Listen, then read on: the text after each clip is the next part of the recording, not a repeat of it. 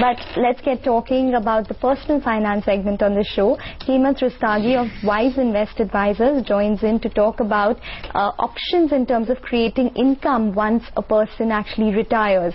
Hemant, you know, one of the things that we've actually spoken about is that retirement is actually a long drawn process for investors, and generating a regular income on a consistent basis after retirement is actually equally challenging. What do you think are the options for the retiree to generate regular income? And before we get to that, just more information that is hitting the wires on this, where the Tata AirAsia JV is expected to start operations after getting a license. So remember that this is just about the FIB. News that came in was FIB cleared it. Yeah. So I guess we'll await when they will start operations. But that's important.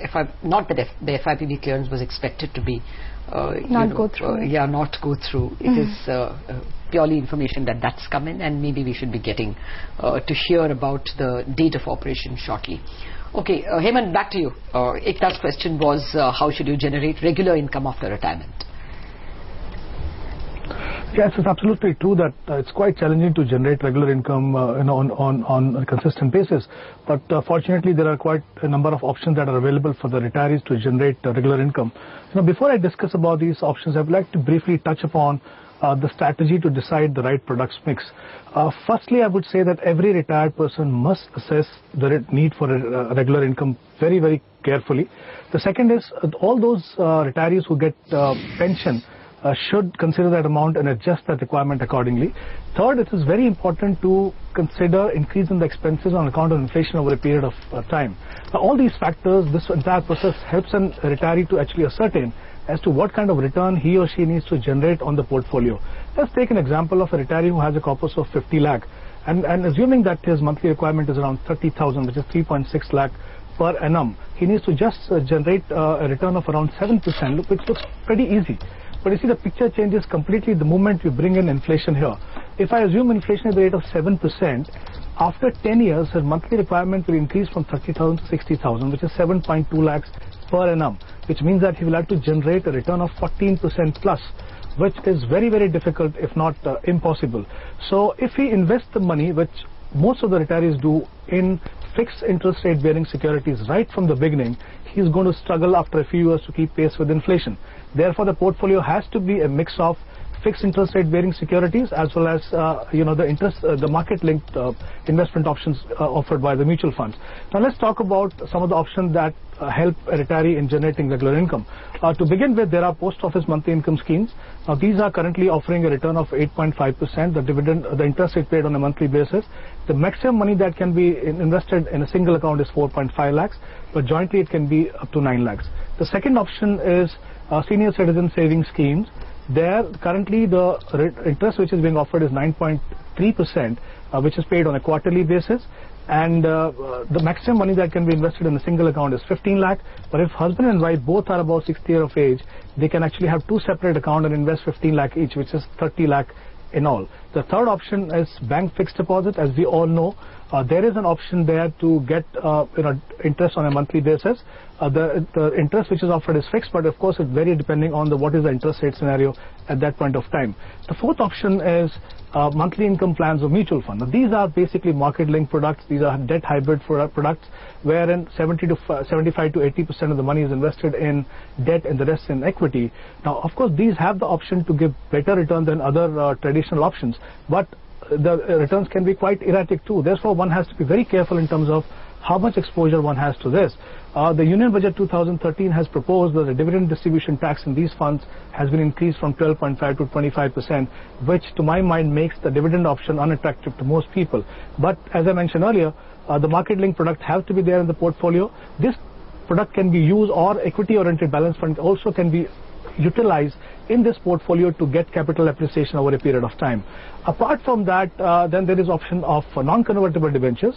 These offer interest on monthly, quarterly, half-yearly and yearly basis, and there are also tax-free interest bonds which generally pay interest on yearly basis. So as we can see that there are quite a number of options that are available, but the key factor is, as I mentioned, to keep an eye on the need for the regular income and also the future requirement on account of inflation. So if you have a mix of these two kind of products, I think retirees can achieve their goals.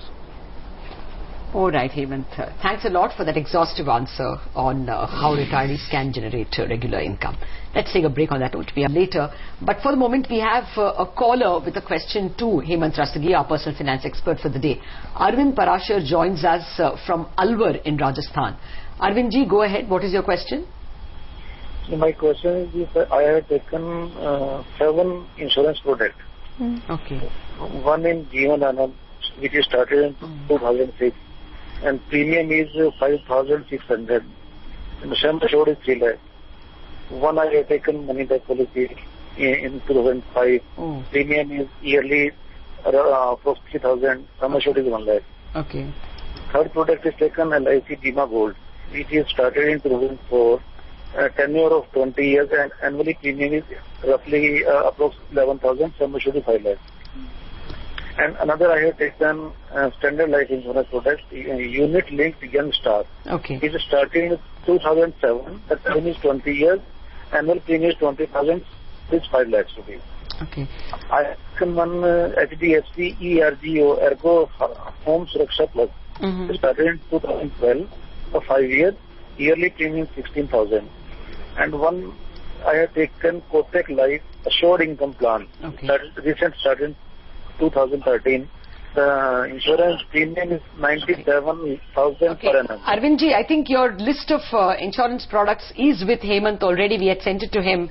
Hemant, this is a typical error that a lot of us make, getting into a lot of insurance products and mistaking insurance for investment. What can you tell him? How does he tackle those which perhaps he should close down? Well, Lata, I totally agree with you. I think many investors make the mistake, when we talk about buying insurance, not about having the number of policies, but it's about having the right quantum of insurance. That's why it's always recommended that, one should look at insurance only from the risk point of view and should ideally go for term plans and keep the investment and, insurance separately and look at options like mutual fund, which can, give him better return. Now, he has a number of policies, and if he totals that, I don't think even after that he will have adequate risk cover. So I think he needs to really go back and relook at his insurance portfolio. First, I would recommend that he should go for a term plan to make sure he has adequate risk cover. The second is, like I mentioned, he has number of policies. He needs to reduce that over a period of time, looking at what is the surrender value of some of them and then try and get rid of some of them. As far as he also mentioned about his strategy for creating a retirement corpus, that will depend actually on the kind of time horizon he has and what is the target. Now, I'll just try to help him out with making some assumption on the basis of information that he has given, that his current income is around 85,000. So if I assume that his monthly expense is around 40,000 and he is going to retire after 12 years, considering inflation at the rate of 7%, to maintain the same lifestyle, he will need a monthly income of 90,000, which means that he will need a corpus of around 1.3 crore if I'm assuming a return of around 8% at that point of time. To get to that, he needs to invest 45,000 rupees per month, assuming a return of 11%, which I believe he can't do that right now. But maybe this amount will go down further if he consider his provident fund or other investment that he has. So he needs to look at that and then build a portfolio of a balanced fund and equity funds, and then continue this process over a period of time. I think the same thing he needs to do for his child education also. Okay. I'm just recommending some of the funds for him. He can look at HDFC Prudence Fund, ICICI Focus Blue Chip, and Reliance Equity Opportunity. There are some of the funds that he can look at. And as I mentioned, the key is to invest on a monthly basis and continue this process over a period of time and reduce the number of insurance policies. That premium can be utilized here to put to better use. Fair enough. Thanks a lot, Hemant. Arvindji, you must consult a financial planner to help you close in some of your insurance plans and use that money to be put in perhaps in mutual funds as well, buy a term insurance plan as well. So you need really detailed advice from a financial planner. But an important news has hit